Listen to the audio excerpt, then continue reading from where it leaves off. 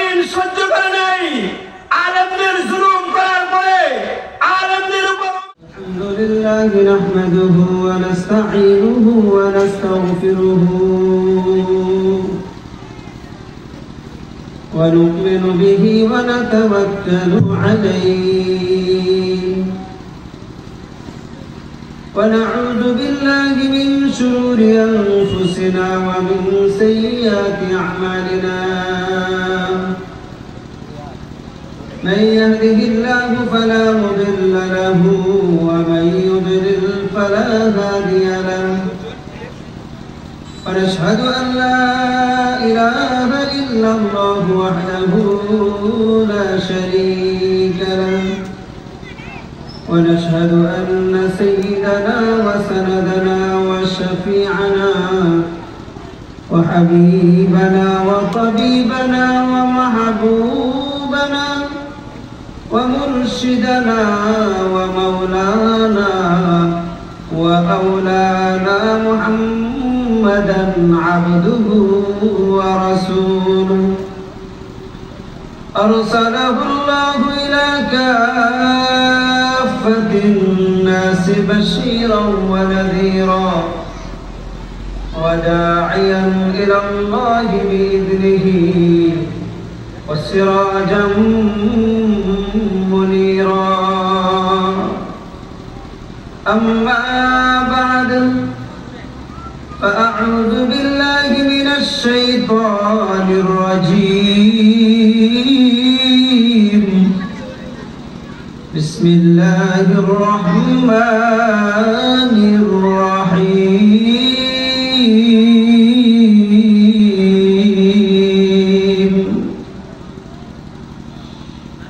يا أيها الذين آمنوا توبوا إلى الله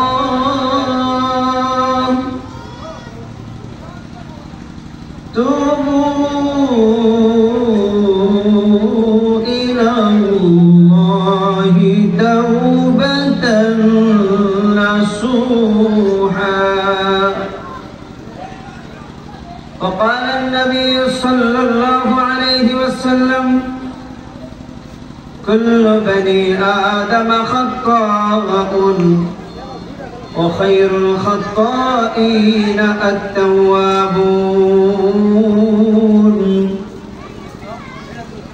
آمنت بالله صدق الله المولانا العظيم وصدق رسوله النبي الكريم ونحن على ذلك من الشاهدين والشاكرين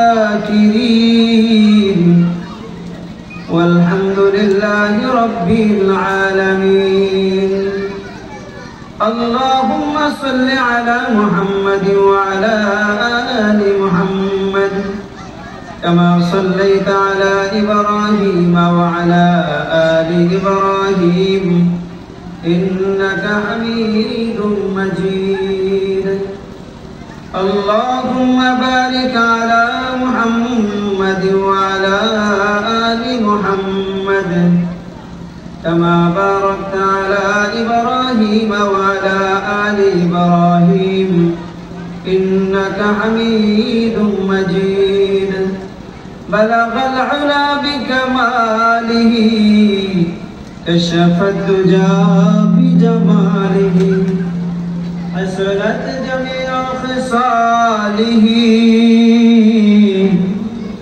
صلوا عليه وآله সকলে পড়ি আলহামদুলিল্লাহ চিল্লা পড়ি আলহামদুলিল্লাহ আরো চিৎকার করে বলি আল্লাহু আকবার আবার আওয়াজ করে হাত উঠে আল্লাহু আকবার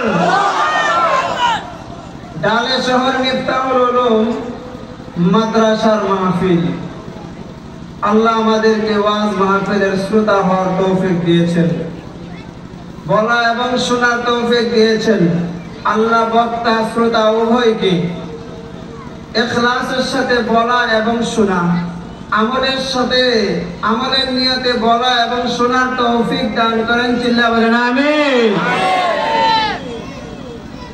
আরে আপনাদেরকে বলি, দুনিয়ার মধ্যে সাবান দিয়া কাপড় ধৌত করতে হয়। শরীরের মধ্যে ময়লা লেগে গেলে সেটা পরিষ্কার করতে হয়।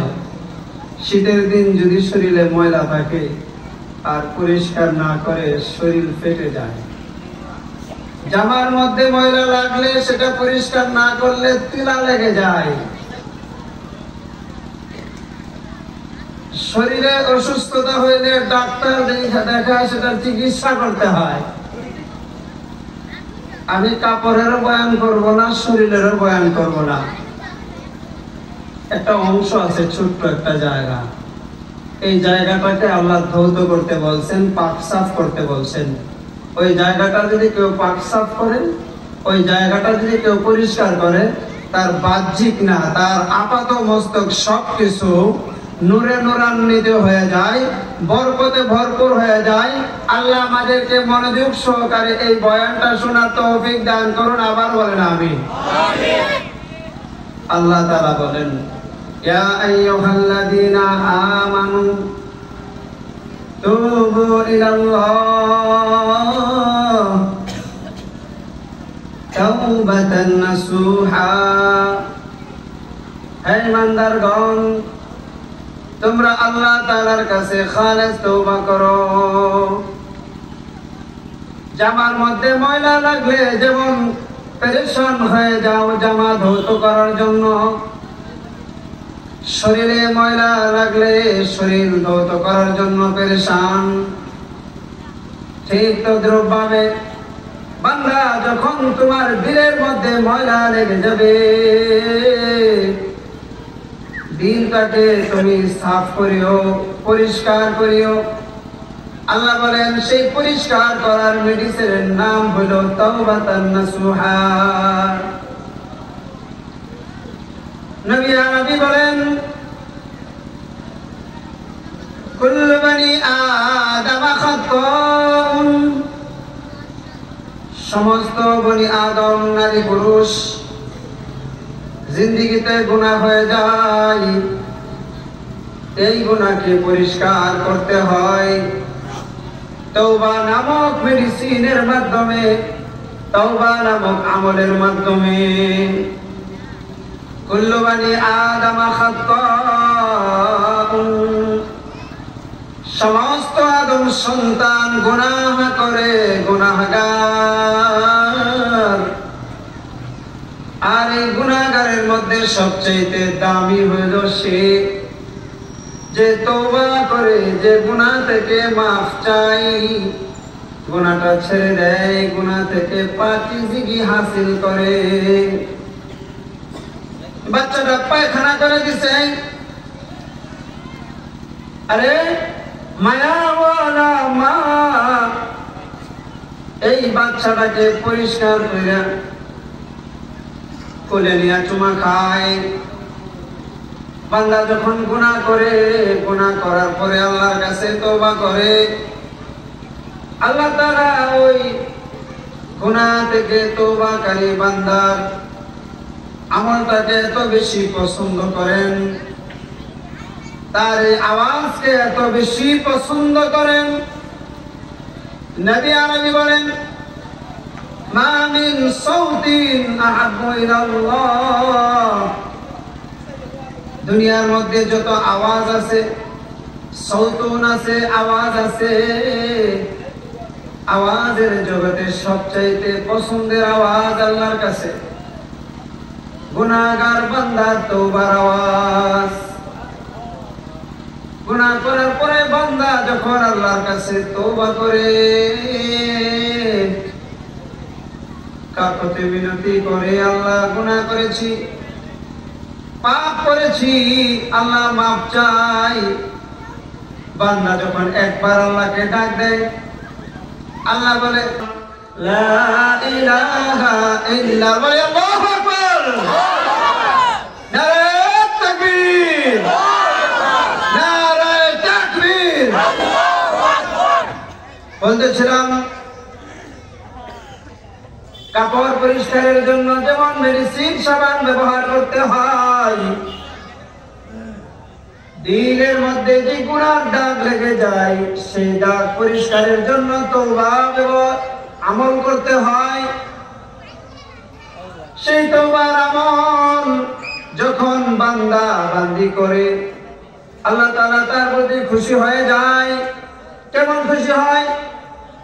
কোন একটা বাচ্চা মা বাবার সাথে বেয়াদবি করতে করতে এমন হয়ে যায় অনেক সময় মা বাবা অতিষ্ঠ হইয়া সন্তানকে ত্যায্য পুত্র করে দেয়, বাড়ি থেকে বিদায় করে দেয়, মা বাবা থেকে চলে যায়। সন্তান বিভিন্ন জায়গায় ঘুরে ফিরে, খানা নাই, পানি নাই, ঘর নাই, বিছানা নাই, এইভাবে দীর্ঘদিন কাটার পর ওই সন্তান শেষ রাত্রে যদি মার দরজায় এসে বলে, মা, ও মা, বুঝি নাই অন্যায় করেছি, তুমি ছাড়া কেউ খাবার দেয় না, তুমি ছাড়া কেউ ঘুম থেকে উঠায় খানা খাওয়ায় না, ওগো মা তুমি দেও, যখন দেখো আমার মাথার নিচে বালিশ নাই, সুন্দর করে বালিশ দিয়ে দাও, শরীরের মধ্যে শীতের দিন কম্বল নাই, কাঁথা নাই, তুমি মাঝে মাঝে উঠা দেখো শরীরে আছে কিনা, ওই কম্বল লাগাই দাও। বারবার আমাকে তুমি পাহারাদারি করো, বারবার আমাকে তুমি দেখো গো মা, রাগ করেছি, বেয়াদবি করেছি, কষ্ট দিয়েছি, দেখেছি তুমি ছাড়া আর আপন কেউ নাই। স্টেশনে ঘুমাইছি, মানুষ লাথি মারে, খাবার চাইছি, মানুষ ধমক মারে, আরে দোকানের পাশ দিয়ে গেছি, মানুষ আমাকে ধমকাইতে থাকে, খারাপ ব্যবহার করে। মা, যতবার তোমার সাথে আমি বেয়াদবি করেছি, রাগ করেছি, ততবার তুমি চোখের পানি ছেড়ে বলছো, বাবা রে, ও বাবা রাগ করিস না, বাবা রে, রাগ করলে আমি সহ্য করতে পারি না। সন্তান বলে, না আমি খাবো না, আমি খাইতাম না, আমি খাবো না। মা চোখের পানি ছেড়ে বলে, বাবা রে খা, বাবা রে খানা খা, তুই খানা না খাইলে আমি খানা খাইতে পারি না। বাবা রে,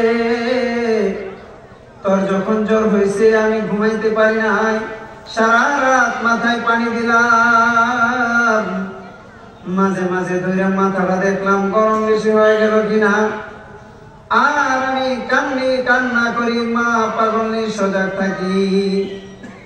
ওই সন্তান যখন বেয়াদবি করে ঘর থেকে বার হইছে, মার দরজায় আছে, চিৎকার দিয়ে বলে, মা,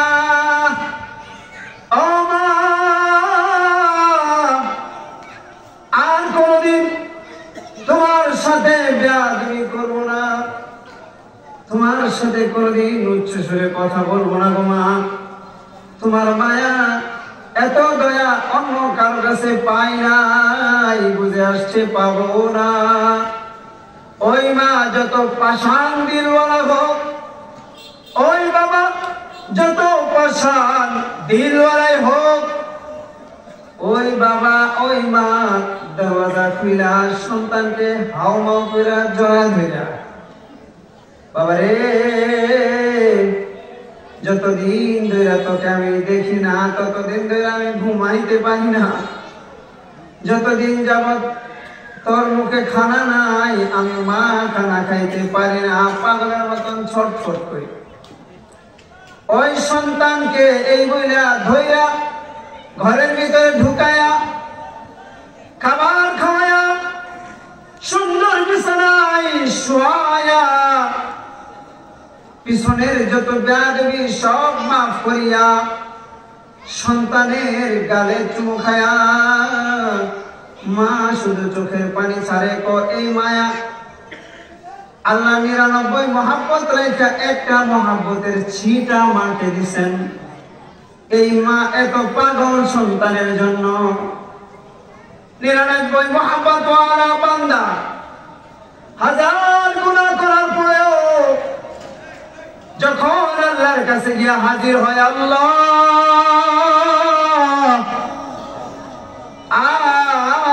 গুনাহ করব না, আর মদ খাবো না, আর জিনা করব না, আর মিথ্যা বলবো না, আর কাউকে কষ্ট দিব না, আর মা বাবাকে কষ্ট দিব না, মুরব্বিদের সাথে বেয়াদবি করব না, আলেম ওলামার সাথে গুস্তাখি বেয়াদবি করব না, কষ্ট হয় মাখলুকের এমন কোন আচরণ কাজ করব না। আল্লাহ তওবা করলাম। বান্দা যখন আল্লাহকে এমন বলে, আল্লাহ তাআলার দরবারে চোখের পানি ছেড়ে দেয়, আল্লাহ এত খুশি হয়ে যায়। বান্দার যত গুনাহ আছে সমস্ত গুনাহ না কিতাবে লিখছে, খালেস তওবা যদি করে, কুফর আর শিরক বান্দার মধ্যে যদি না থাকে, অন্তরের অন্তঃস্থল থেকে গুনাহ ছেড়ে দেয়, লজ্জিত হয়, ভবিষ্যতে করব না, এই ধরনের সিফাত নিয়ে যদি তওবা করে, আল্লাহ শুধু বান্দাকে ক্ষমাই করে না, বান্দার পিছনের যত গুনাহ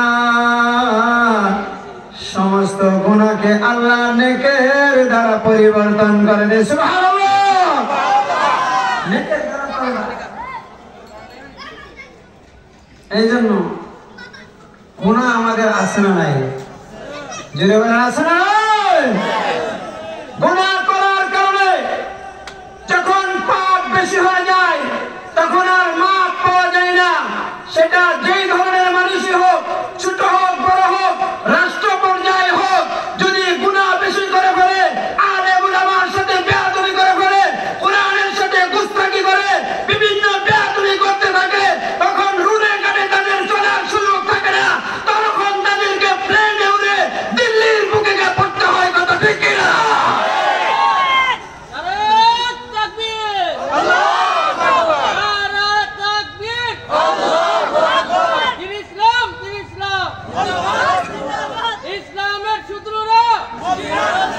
বলতেছিলাম বেয়াদবি জিন্দেগিতে হবে, এমন গুনাহ হবে না যে গুনাহ দ্বারা আলেমদেরকে আয়না করে রাখা যায়। কথা ঠিক কিনা? আরে এমন বেয়াদবি করবি না। কোরআনের কথা বলছে বক্তা,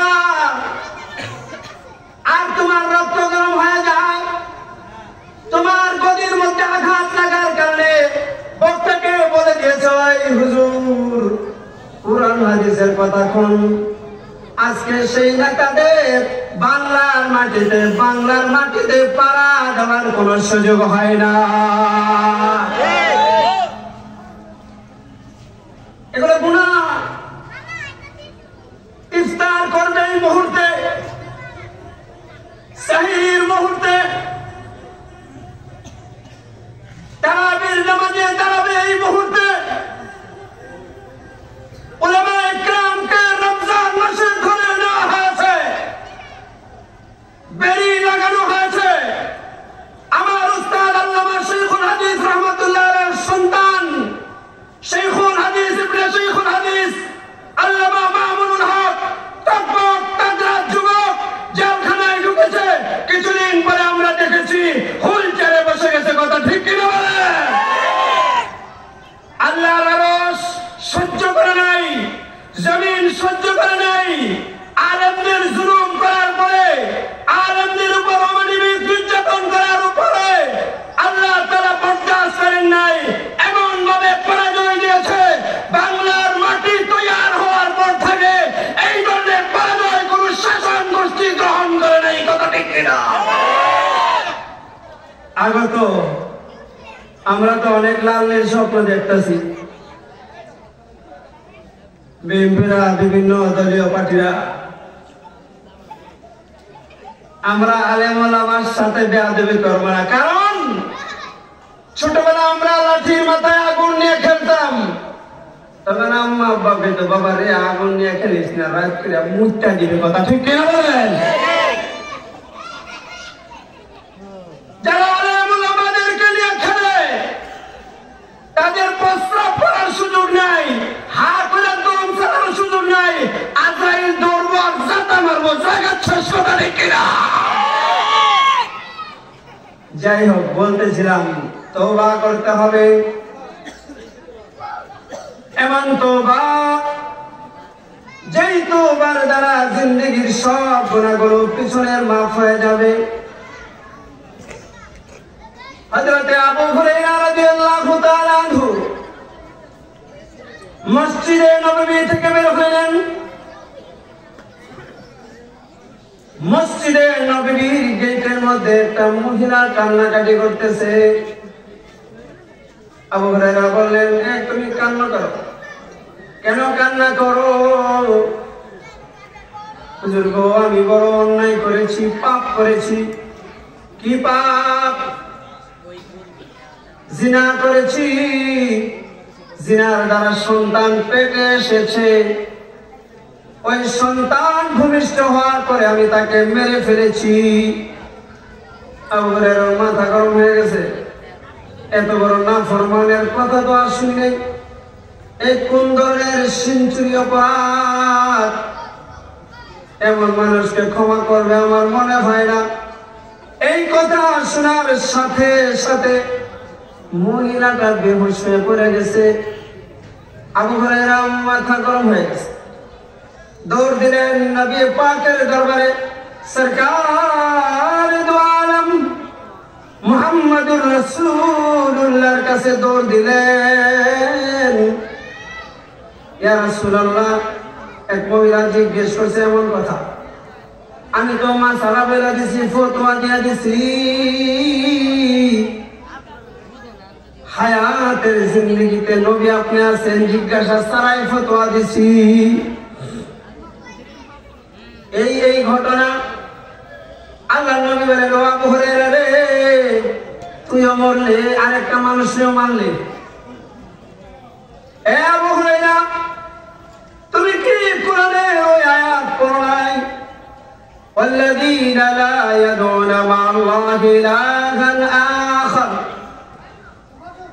أولئك يبدل الله سيئاتهم بالحسنات। যে ব্যক্তি শিরক করবে না, কুফর করবে না, খালেস তওবা করবে তিন জিনিসে। আইয়ুখলি আনিল মাসিয়া, যেই গুনার মধ্যে আছে ছেড়ে দিবে। ওয়া আইয়ান্দামা আলাইহা, কৃত গুনার উপর লজ্জিত হবে। ওয়া আইয়াজিমা আজমান জাজিমান আল্লা ইয়াউদা ইলাইহা, এমন প্রতিজ্ঞা করবে যতদিন বেঁচে থাকবো কোনদিন আর এই গুনাহ করব না। এই তিন মনোভাব নিয়ে যে ব্যক্তি তওবা করবে, আবু হুরায়রা, তার জিন্দেগির গুনাহ শুধু ক্ষমাই না, তার শুরু জিন্দেগি থেকে এই পর্যন্ত যত গুনাহ আছে আল্লাহ খুশি হইয়া তার সমস্ত গুনার পাহাড়কে নেকের পাহাড়ের দ্বারা পাল্টায়া দেন। সুবহানাল্লাহ। তুমি কি এটা জানো না? শিরক কুফর ছাড়া তওবা করলে সব এইভাবে বদিগুলো গুনাহগুলো নেকি হয়ে যায়।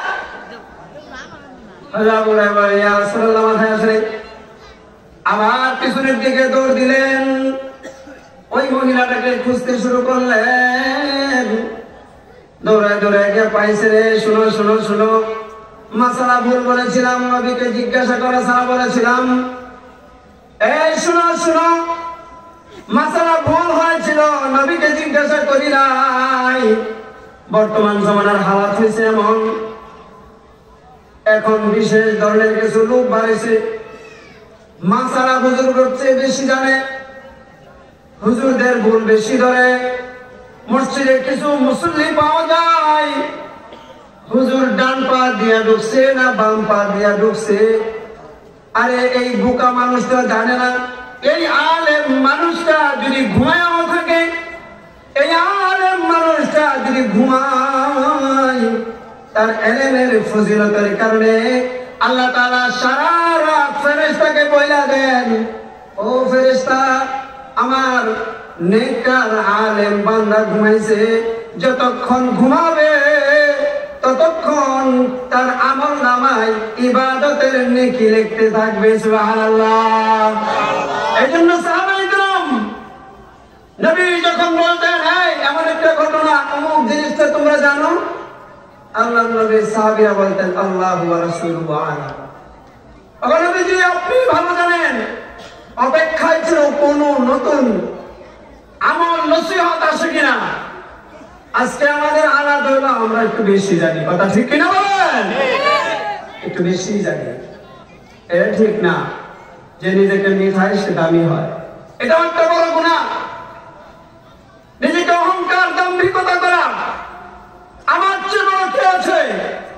বিশ্ব নবীজি নেতা ছিলেন, বিশ্ব নবীজি বিশ্ব ওয়াজ ছিলেন, বিশ্ব খতিব ছিলেন, বিশ্ব রাষ্ট্রনায়ক ছিলেন, বিশ্ব অভিযানক ছিলেন, বিশ্ব খতিব ছিলেন, বিশ্ব দানবীর ছিলেন, বিশ্ব সমাজ সেবক ছিলেন, কথা ঠিক কিনা বলেন? বিশ্ব নবী যখন যুদ্ধের ময়দানে যেতেন বিশাল বড় যোদ্ধাও ছিলেন। যুদ্ধের ময়দানে নবীজি সাহাবাদেরকে বলতেন তোমরা আমার পিছে পিছে হাঁটবে, গুলি রাখলে আমি নবীর গায়ে আগে রাখবে। আমি বিশ্ব নবী এমন এক নেতা, যেই নেতা কর্মীকে শহীদ করতে জানে না। আমি বিশ্ব নবী এমন এক নেতা, যেই নবী আগে শহীদ হয় কর্মীদের জীবন বাঁচিয়ে দেয়। বর্তমান নেতাদের অবস্থা হইল কর্মীদেরকে রাস্তায় গিয়ে তারা এসি ছেড়ে নাক ডেকে ঘুমাইতে থাকে, কথা ঠিক কিনা বলে? এই সমস্ত নেতা এরা দেশ ও জাতীয় সমাজ গোষ্ঠীকে বিনষ্ট ধ্বংস করেছে। আল্লাহ এই সমস্ত নেতাদের থেকে আমাদেরকে বেঁচে থাকার তৌফিক দান করো, চিল্লা বলেন আমিন। সাহাবায়ে কেরাম জিজ্ঞেস করতেন, নবী জিজ্ঞেস করার পর বলতেন আল্লাহ আল্লাহর রাসূলের ভালো জানেন। হযরত আবু হুরায়রা সমস্ত সাহাবাদের এই তবিয়ত ছিল। আমরাও তবিয়ত মানে আলেমদের কাছে জানবো। এই মাদ্রাসা হওয়াতে আপনারা খুশি না বেজান? চিল্লায় বলতে হবে খুশি না বেজান? এই এলাকার প্রত্যেকটা নরনারীর মাসআলার দরকার হইলে, কোন মানুষ জানাজার নামাজ পড়তে হলে, কাফন দাফন করতে হলে, কবর খনন করতে হলে, এই মাইয়াতের ইসালে সব কিভাবে হবে এই প্রতিষ্ঠান থেকে জেনে জেনে আমল করব, পড়েন ইনশাআল্লাহ। ভাইও কি বলবো, গুনাহ তো শেষ নেই। তওবা করতে করতে জান থাকতো না। মানুষটা মারা গেছে, মারা যাওয়ার পরে জানাজা শেষ, লাশটা খুলে দেখায়, এমন আমাদের সমাজে আছে না নাই? সম্পূর্ণ নিষেধ, সম্পূর্ণ নিষেধ। কোন লাশ জানাজা হয়ে যাওয়ার পরে আর খোলা যাবে না। মাহফিল থেকে নিয়ত করেন, আলেমুল আমাদের কথা, কোরআন হাদিসের কথা মানতে হবে, না মানলে ঈমানে আঘাত হবে। মানার তৌফিক দান করো, চিল্লা বলেন আমিন। কেমন করে মানবো? আল্লাহ নবী সাহাবীদেরকে বলতেন আমার সাহাবীরা রে, এই যে তোদেরকে দেখাইলাম এটা কি রং? ইয়া রাসূলুল্লাহ এটা লাল রং। আমি বিশ্বনবী যদি বলি এটা সাদা, তোমরা মানবানি? সাহাবায়ে কেরাম এক বাক্যে বলে দিলেন ইয়া রাসূলুল্লাহ, ইয়া হাবিবাল্লাহ, আমার চোখ ভুল করতে পারে, আমার কান ভুল করতে পারে, আমার বিবেক ভুল করতে পারে, এটাইও বিশ্বাস করেছি, অন্ধের মতন মেনে নিয়েছি। মুহাম্মদুর রাসূলুল্লাহর বাণীর মধ্যে কোনো ভুল হতে পারে না, কথা ঠিক কিনা? কিন্তু মুহাম্মদুর রাসূলুল্লাহর কথা আমাদেরকে মানতে দিবে না। আমাদের দেশে নেমে গেছে ঈমান বিধ্বংসী, নবীর পরে নবী দাবিকারী গোলাম আহমদ কাদিয়ানী, আছে না নাই? গোলাম আহমদ কাদিয়ানী সে বাথরুমে মারা গেছে। কোন জায়গায়? নিয়ম হয় না, নবী যেই জায়গায় ইন্তেকাল হয়, বিশ্ব নবী মুহাম্মদুর রাসূলুল্লাহ মসজিদে নববীর পাশে হুজরা, ওই জায়গায় ইন্তেকাল হয়েছেন। সাহাবায়ে কেরাম জিজ্ঞেস করলেন ইয়া রাসূলুল্লাহ, সাহাবায়ে কেরাম আবু বকরকে জিজ্ঞেস করলেন ইয়া আমিরুল মুমিনিন, আমির বানানোর পরে বললেন দাফন কোন জায়গায়? কোন নবী যেই জায়গায় ইন্তেকাল করে ওই জায়গায় নবীর দাফন হয়। নবী হুজরা মুবারকে দাফন হয়েছে। আমরা এখন যারা হজে গেছি, উমরাতে গেছি, নবীর রওজা দেখছি। আল্লাহ আমি গুনাহগারকে তৌফিক দিয়েছে, আপনারা যারা এখানে বসা সবাইকে নবীর রওজার কাছে যায়া সালাম দেওয়ার তৌফিক দান করো। চিল্লা বলেন আমিন। আরো জোরে আমিন। হাত উঠা বলেন আল্লাহু আকবার। আরো জোরে বলতে আল্লাহু আকবার। আল্লাহর উপর বিশ্বাস রাখেন, বারবার দুরূদ পড়বেন, নিয়মিত দুরূদ পড়বেন। যার সাথে যার ভালোবাসা হয় তার সাথে তার সাক্ষাৎ হয়, যার সাথে যার প্রেম হয় তার সাথে তার মনের যোগ হয়, যার সাথে যার মিল হয় তার সাথে কাল কিয়ামতে হাসর হবে। আল্লাহ নবীর প্রেম, নবীর ভালোবাসা, নবীর প্রতি আকর্ষণ, নবীর সাথে আমাদের হাসর নাসর হওয়ার তৌফিক দান করে। চিল্লা বলেন আমিন। আমাদের নবীর পরে নবী গোলাম আহমদ কাদিয়ানী, আমাদের সরকার এটাকে কেন জানি করতে চায় না। আওয়ামী লীগকে বলা হয়েছে, বিএনপি কে বলা হয়েছে, আরো যত পার্টি ছিল সবাইকে বলা হয়েছে কাদিয়ানী এরা অমুসলিম, কারণ তারা আমাদের নবীর পরে নবী দাবি করে। আচ্ছা আপনারা বলেন, আমাদের নবীর পরে কোন নবী আছে? চিল্লা বলেন আছে? যদি কেউ বলে নবীর পরে নবী আছে আর ওকে এই মাহফিলে ছেড়ে দেওয়া হয়, ওই কি জিন্দা থাকবে না ছুটি হয়ে যাবে? ডাইরেক্ট ছুটি, ডাইরেক্ট ছুটি হয়ে যাবে। কারণ নবীর পরে নবী দাবি কইরা আমরা সামনের থেকে যাইব, আমাদের ইমান এখনো অত দুর্বল হয় নাই, সাথে সাথে সাইজ করে বাড়ানো। কথা ঠিক কিনা বলে? বাংলাদেশ বক্সি বাজারে তারা আমাদের মতন আজান, আমাদের মতন নামাজ, আমাদের মতন সবকিছু, কিন্তু নবীর পরে নবী দাবি করে। গোলাম আহমদ কাদিয়ানী এরা ইমান বিধ্বংসী, এরা মানুষকে টাকা দেয়, এরা মানুষকে পয়সা দেয়, গাড়ি কিনে দেয়, বাড়ি দেয়, লোন দেয়, বিভিন্ন সহযোগিতা করে। আল্লাহর নবীকে বলা হয়েছিল স্বর্ণের পাহাড় দিব, নেতৃত্ব দিব, সব দিব। নবী নেন নাই, নবীর উম্মত যত স্বর্ণের পাহাড় আসুক, যত নেতৃত্ব আসুক, যত লোভনীয় জিনিস আসুক, সব একদিকে ইমানের হিফাজত করবে, উম্মত একদিকে। কথা ঠিক কিনা বলে? ইমানকে বিক্রি করা যাবে কিন্তু আরেক পার্টি নামছে। আরে যারা সোশ্যাল মিডিয়াতে দেখেন, দাওয়াত ও তাবলীগের মধ্যে দাওয়াত ও তাবলীগের মধ্যে দুইটা ফাটল হয়েছে। কালিমা কয়টা? জোরে বলেন, কালিমা কয়টা? আরো জোরে বলতে হবে, কয়টা? এক কালিমা, লা ইলাহা ইল্লাল্লাহ মুহাম্মাদুর রাসূলুল্লাহ। দাওয়াত ও তাবলীগ এমন জিনিস, এখানে গেলে টাকা পাওয়া যায় না, টাকা দিতে হয়, মাল দিতে হয়, জান দিতে হয়, সময় দিতে হয়। কিন্তু এই জায়গার মধ্যে ফাটল হয়ে গেছে, মারামারি কাটাকাটি হয়ে গেছে। আলেমদেরকে মানা না মানার প্রশ্ন এসে গেছে। আপনাদেরকে বলি, আমরা মানবো কাকে? আলেমদেরকে মানবো কাকে? আলেমদেরকে মানবো, জাহেলদেরকে, ডাক্তারদেরকে, ইঞ্জিনিয়ারদেরকে মানবো না। আলেম কোরআন থেকে বলে, অতএব আলেম কোরআনের কথা বলবে যতদিন, তাদের সাথে থাকবো আমরা ততদিন। কথা ঠিক না? হযরত আবু হুরায়রা ওই মহিলাকে খুঁজতেন, খুঁজে গিয়ে পেয়ে গেলেন। এই শোনো, আমি মাসালা ভুল বলেছিলাম। কি মাসালা? আল্লাহর নবী বলেছেন, কুফর আর শিরক ছাড়া যদি কেউ আল্লাহর দরবারে হাজার গুনাহ করার পরে তওবা করে, খালেস তওবা করে, আল্লাহ তার গুনাহকে মাফ করে, এমনকি তার যত গুনাহ, সমস্ত গুনাহকে নেকের দ্বারা পরিবর্তন করে দেয়। সুবহানাল্লাহ।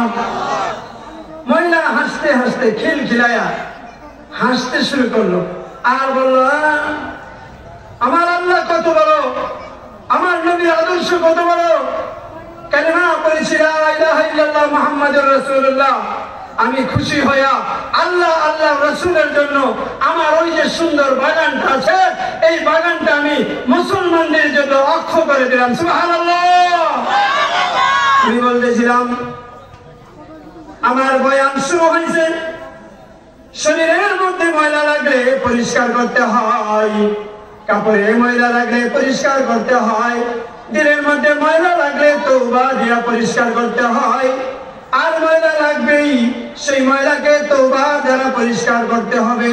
তওবার দ্বারা কেউ যদি পরিষ্কার হইয়া কাল কিয়ামতে কবরের জিন্দেগিতে যাইতে পারে, কবরের জীবনে যাওয়ার পর ফেরেশতা বলবে, আরে জিন্দেগিতে বড় কষ্ট করছো, বড় মেহনত করছো, নাম কানাউল আরুস, ও বান্দা বান্দি আর কোনো চিন্তা নাই, ভয় নাই, টেনশন নাই, কষ্ট নাই।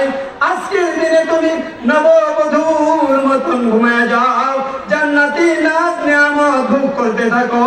আল্লাহ আমাদের সবাইকে তওবা করার মাধ্যমে, গুনাহ বর্জন করার মাধ্যমে, আল্লাহ রাসূলের আদর্শ হুকুম আহকাম মানার মাধ্যমে জিন্দেগিকে নূরানি জিন্দেগি করে কালিমা পড়তে পড়তে জান্নাত দেখতে দেখতে আল্লাহর দরবারে আমরা যাইতে পারি।